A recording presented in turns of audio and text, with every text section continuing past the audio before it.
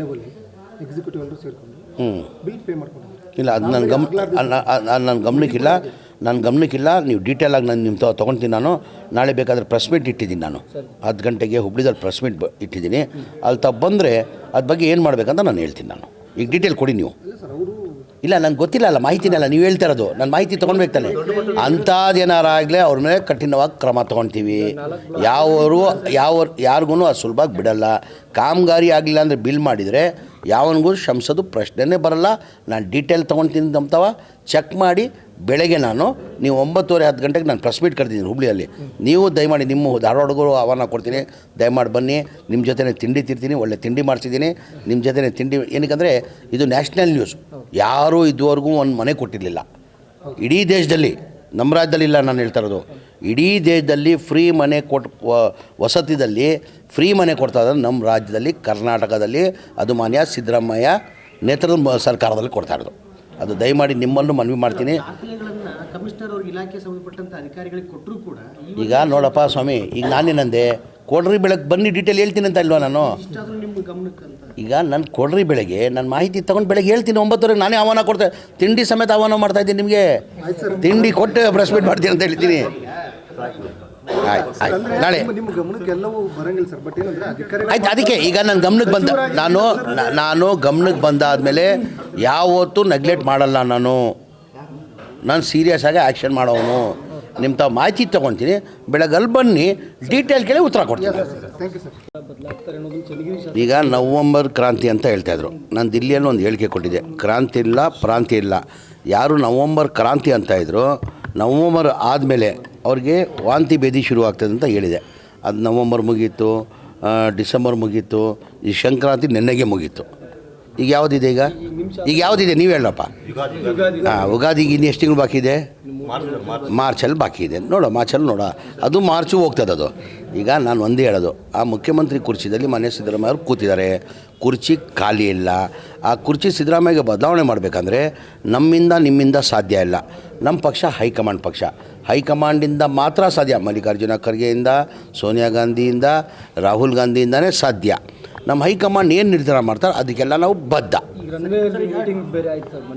ಯಾವುದು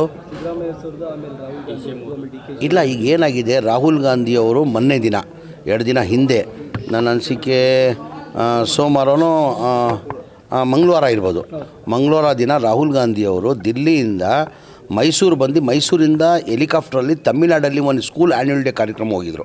ಅದೇನೋ ಯಾವಾಗ ಚುನಾವಣೆ ಟೈಮಲ್ಲಿ ಮಾತು ಕೊಟ್ಟಿದ್ದಂದರೆ ನಿಮ್ಮ ಆ್ಯನ್ಯುವಲ್ ಡೇ ಕಾರ್ಯಕ್ರಮ ಬರ್ತೀರಂತ. ಆ ಕಾರ್ಯಕ್ರಮ ಹೋಗೋಕ್ಕೆ ಅಲ್ಲಿ ಬಂದು ಅಲ್ಲಿಂದ ಹೆಲಿಕಾಪ್ಟ್ರಲ್ಲಿ ಹೋಗಿ ವಾಪಸ್ ಬಂದು ತಿರ್ಗಾ ದಿಲ್ಲಿಗೆ ಹೋಗಿದ್ದಾರೆ.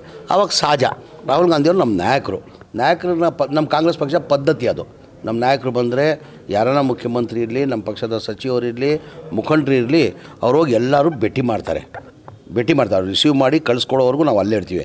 ಬರೀ ಮುಖ್ಯಮಂತ್ರಿಗಳು ಇಲ್ಲ, ಮುಖ್ಯಮಂತ್ರಿಗಳು ಇದ್ದರು, ಉಪಮುಖ್ಯಮಂತ್ರಿಗಳು ಇದ್ದರು, ಜಾರ್ಜ್ ಅವರು ಅಲ್ಲೇ ಇದ್ದರು, ಮಾದೇವಪ್ಪ ಅಲ್ಲೇ ಇದ್ದರು, ಪ್ರಿಯಾಪಟ್ನ ವೆಂಕಟೇಶ್ವರ ಇದ್ದರು, ಸಚಿವರು ಎಲ್ಲರೂ ಇದ್ದರು.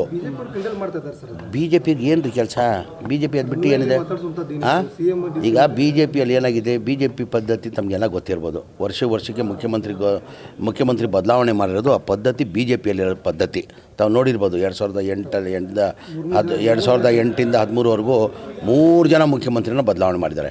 ಯಡಿಯೂರಪ್ಪ ಅವರು 2 ವರ್ಷ 3 ವರ್ಷ ಏನೋ ಇದ್ದರು, ಸದಾನಂದ ಗೌಡರು 1 ವರ್ಷಕ್ಕಿದ್ರು, ಜಗದೀಶ್ ಶೆಟ್ಟರು 1 ಇದ್ದರು.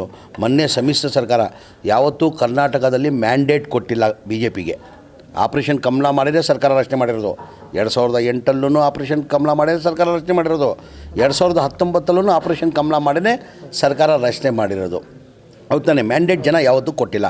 ಅದಲ್ಲೂ ಇವರು 2-3 ಮುಖ್ಯಮಂತ್ರಿಗಳು ಮಾಡ್ಕೊಂಡು ಬಂದಿದ್ದಾರೆ. ಅದಾದಮೇಲೆ 2019 ಯಡಿಯೂರಪ್ಪ ಅವರು 2 ವರ್ಷ ಮುಖ್ಯಮಂತ್ರಿ ಇದ್ದರು, ಬಸವರಾಜ ಬೊಮ್ಮಾಯಿ ಇದ್ದರು.